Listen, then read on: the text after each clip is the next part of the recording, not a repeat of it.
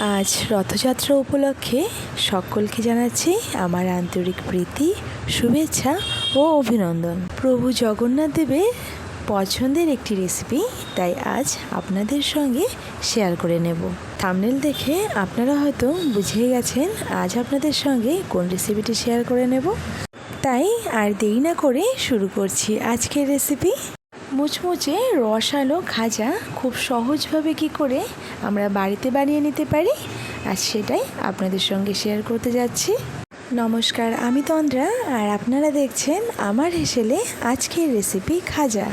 এখানে আমি প্রথমে 200 গ্রাম মতো ময়দা নিয়েছি, তার সঙ্গে খুব সামান্য লবণ ও এর মধ্যে দিয়ে দিচ্ছি 3 টেবিল চামচ মতো ঘি।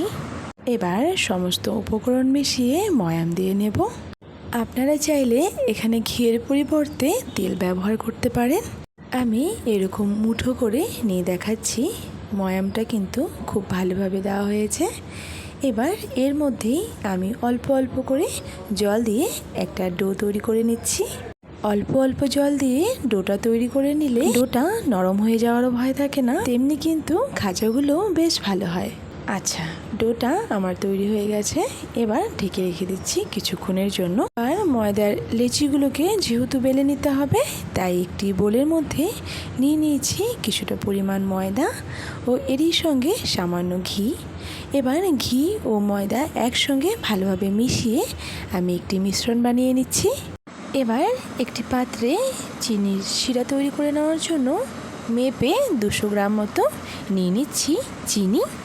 আর 200 গ্রাম চিনির জন্য লাগছে হাফ কাপ জল। এরপর এরই মধ্যে দিয়ে দিচ্ছি 2টি ফাটিয়ে নেওয়া এলাচ।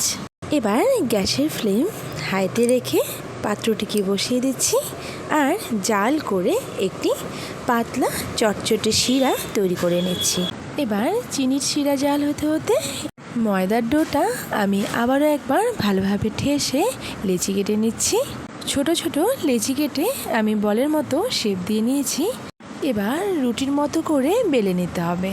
আচ্ছা, রুটিগুলো বেলে নেওয়ার আগে একবার দেখিয়ে নিচ্ছি এদিকে কিন্তু চিনির শিরা একদম তৈরি। এবার গ্যাসের ফ্লেম বন্ধ করে দিচ্ছি, তবে আঙুলে নিয়ে একবার দেখিয়ে নিচ্ছি এইরকম পাতলা চটচটে শিরা আমাদের তৈরি করে নিতে হবে। এবার রুটির মতো গোল গোল করে বেলে নিতে হবে, তবে অবশ্যই পাতলা করে বেলে নিব। যতটা পাতলা হবে খাজাগুলো ততই ভালো হবে। আমি অল্প অল্প কর্নফ্লাওয়ার দিয়ে রুটিগুলো বেলে নিচ্ছি। আপনি যদি কর্নফ্লাওয়ার ব্যবহার করতে না চান, ঠিক এই পদ্ধতিতেই ময়দা দিয়েও বেলে নিতে পারেন, এতে কোনো অসুবিধে নেই। অল্প অল্প কর্নফ্লাওয়ার ছড়িয়ে প্রত্যেকটি রুটি আমি পাতলা পাতলা করে বেলে নিচ্ছি। এবার খাজাগুলো ভেজে নেওয়ার জন্য গ্যাসে একটি কড়াই বসিয়ে নিচ্ছি আর দিয়ে দিচ্ছি কিছুটা পরিমাণে সাদা তেল। এবার তেল গরম হতে হতে আমি খাজাগুলো শেপ দিয়ে নেব। এভাবে সবগুলো রুটি বেলে নেওয়ার পর আগে থেকে ঘি ও ময়দার যে মিশ্রণটি তৈরি করে রেখেছিলাম, এবার সেটা উপর দিয়ে এভাবে স্প্রেড করে দিতে হবে। বেলে নেওয়া রুটির ওপর একটি চামচের সাহায্যে মিশ্রণটি এভাবে দিয়ে হাত দিয়ে খুব ভালোভাবে আমি ছড়িয়ে দিচ্ছি। এরপর উপর দিয়ে আমি আবারও একটি বেলে নেওয়া রুটি বসিয়ে একই রকমভাবে চামচের সাহায্যে মিশ্রণটি দিয়ে হাত দিয়ে ভালোভাবে মিশিয়ে নিচ্ছি। এভাবেই বেলে নেওয়া একটি রুটির উপর ঘি ও ময়দার মিশ্রণ লাগিয়ে উপর থেকে আবারও একটি রুটি বসিয়ে নিয়েছি। একই রকমভাবে মোট 5টি রুটি আমি তৈরি করে নিয়েছি। এবার এক পাশ থেকে মুড়ে নিয়ে আস্তে আস্তে একটা রোল আমাদের তৈরি করে নিতে হবে। ভালোভাবে রোল করে নেওয়ার পর ছোট ছোট টুকরো করে কেটে নিতে হবে। এবার প্রতিটি টুকরো আমি 1/2 ইঞ্চ সাইজেই কেটে নিচ্ছি। লেচিগুলো না খুব বেশি মোটা রাখছি, না অত্যাধিক চিকন, 1/2 ইঞ্চ মতো কেটে নিলেই বেশি ভালো হয়। এবার আপনাদের দেখিয়ে নিচ্ছি। এরপর লম্বালম্বি একটু প্রেস করে হালকা হাতে খাজার শেপ দিয়ে নিচ্ছি। একটি খাজা বেলে আমি শেপ দিয়ে নিয়েছি। এবার আরও একটি আপনাদের বানিয়ে দেখাচ্ছি। এভাবেই হালকা হাতে সবগুলো খাজা আমি বেলে নিয়েছি। এপাশে তেলও গরম হয়ে গেছে। এবার খাজাগুলো একে একে ছেড়ে আপনাদের দেখিয়ে নিচ্ছি। এখানে তেল কিন্তু আমি খুব বেশি গরম করিনি। যদি তেল অত্যাধিক গরম হয়ে যায় তাহলে খাজাগুলো ছাড়ার সঙ্গে সঙ্গেই উপরের লেয়ারটা খুব তাড়াতাড়ি কালো হয়ে পুড়ে যাবে ও ভেতর থেকে কাঁচা রয়ে যাবে। এতে খাজাগুলো খেতে ভালো লাগবে না। গ্যাসের ফ্লেম মিডিয়ামে রেখে খাজাগুলোকে একটু সময় নিয়েই ভেজে নিতে হবে।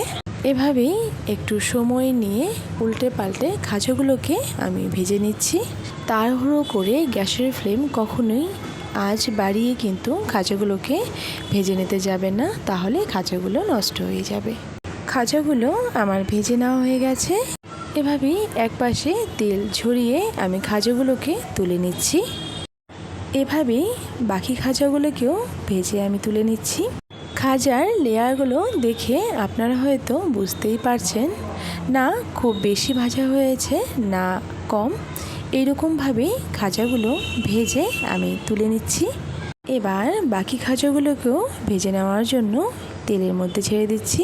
দেখুন এই খাজাগুলো যেহেতু আমি একদম শেষে ভাজছিলাম, দেখে হয়তো আপনারা বুঝতে পারছেন তেল কিন্তু বেশ গরম হয়ে গিয়েছিল, তাই খাজাগুলোর ওপর থেকে এরকম দানা দানা মতো চলে এসেছে।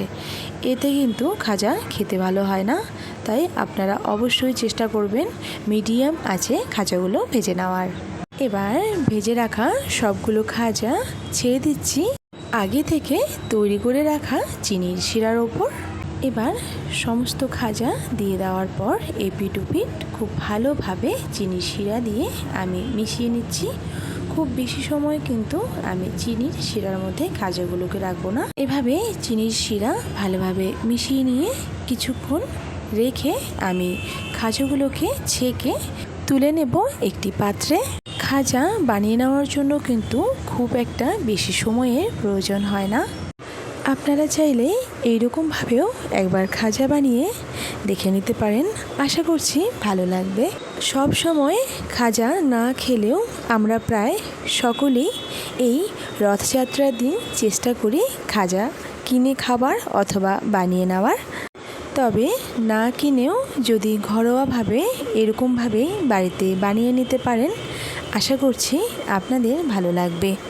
আজকের এই খাজার রেসিপিটি যদি আপনাদের সত্যি ভালো লেগে থাকে তাহলে একটি লাইক করে সকলের সঙ্গে শেয়ার করে দেওয়ার অনুরোধ রইল। আর এই চ্যানেলে নতুন হয়ে থাকলে চ্যানেলটিকে সাবস্ক্রাইব করে পাশে থাকার অনুরোধ রইল। তাহলে দেখা হচ্ছে আবারও একটি নতুন রেসিপি নিয়ে। ধন্যবাদ।